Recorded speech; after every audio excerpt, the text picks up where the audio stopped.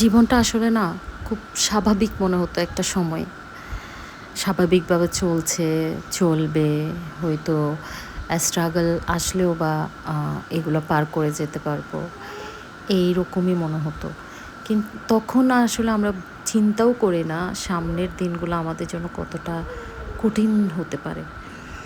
আমার বাচ্চাটা বুক ভরে নিঃশ্বাস নেওয়ার জন্য, শুধুমাত্র পৃথিবীতে বেঁচে থাকার জন্য কি পরিমাণ যে ফাইট করছে জীবনের সাথে, করেছে, স্টিল নাও করছে।